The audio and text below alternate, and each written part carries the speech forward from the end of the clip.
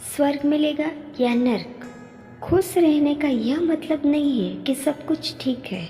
उसका मतलब यह है कि अपने दुखों से ऊपर उठकर जीना सीख लिया है।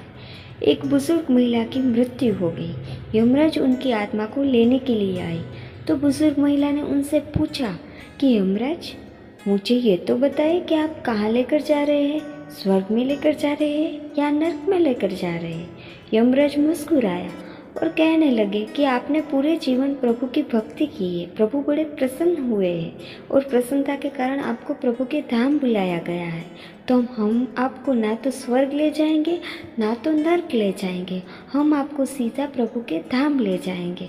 तो बुजुर्ग महिला बड़ी प्रसन्न हुई और कहने लगी कि प्रभु ने कृपा बरसा दी, लेकिन मेरे मन में एक प्रश्न था, एक जिज्ञासा थी, बड़ी इच्छा थी कि मैं देख पाती कि स्वर्ग कैसा होता है, नर्क कैसा होता है।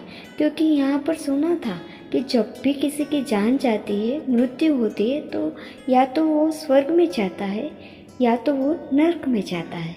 यमराज ने कहा, आपने इतनी भक्ति की है तो आपकी यह भी इच्छा पूरी की जाएगी। हम प्रभु के धाम चलेंगे, लेकिन इस रास्ते के चलेंगे।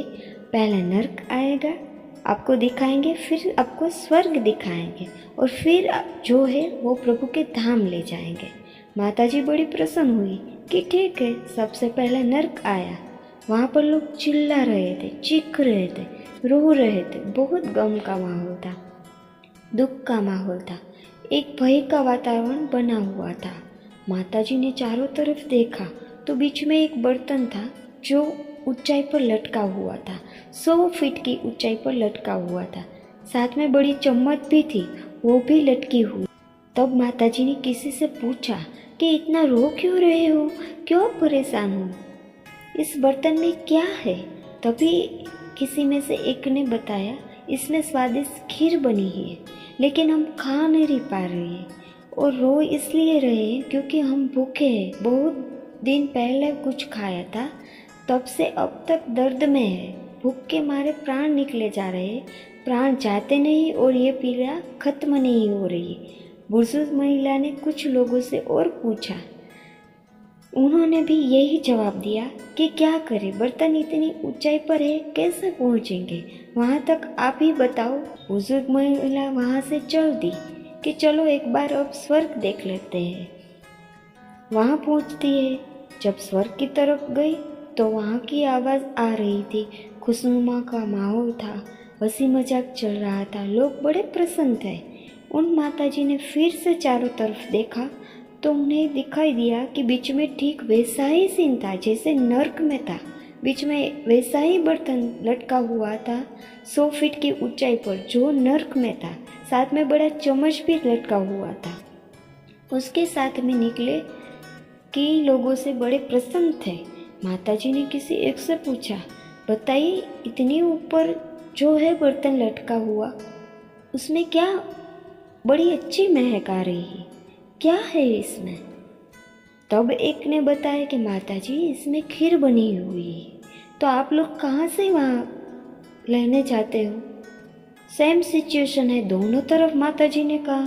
फिर आप तो पहुँच नहीं पाते होंगे, भूख लगती होगी, भूख के मारे पीड़ा भी होती होंगी, प्राण निकलते होंगे, और आप तो बड़े खुश हैं, सब प्रसन्न हैं। तो एक व्यक्ति ने कहा कि वो जो सबसे सीनियर बैठे हैं ना, उनसे जाकर आप पूछिए, आपको इसका उत्तर देंगे।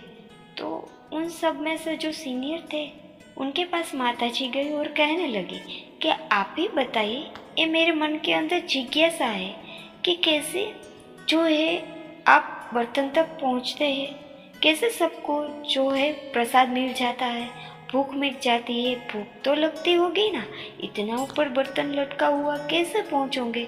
वो सीनियर थे, वो मुस्कुराने लगे, कहने लगे कि अपने दही हांडी के बारे में सुना होगा, जन्माष्टमी पर दही हांडी का उत्सव होता है। जो लोग होते हैं एक ऊपर चढ़कर के पहुंच जाते हैं हांडी के यहाँ। हमारे यहाँ भी जितने नौजवान हैं उनकी एक टोली बनाई हुई है, वो एक ऊपर चढ़कर कि जो वहाँ तक पहुँच जाता है, सबके लिए प्रसाद लेकर आ जाता है, सबको प्रसाद मिल जाता है, सब भर पेट प्रसाद पाते हैं और प्रसन्न रहते हैं। हम एक दूसरे की मदद करते हैं, मेहनत करते हैं और अच्छा सोचते हैं।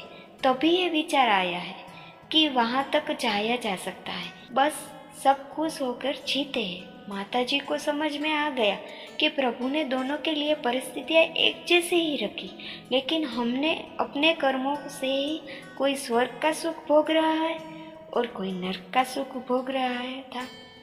माताजी खुशी खुशी प्रभु के धाम चली गई।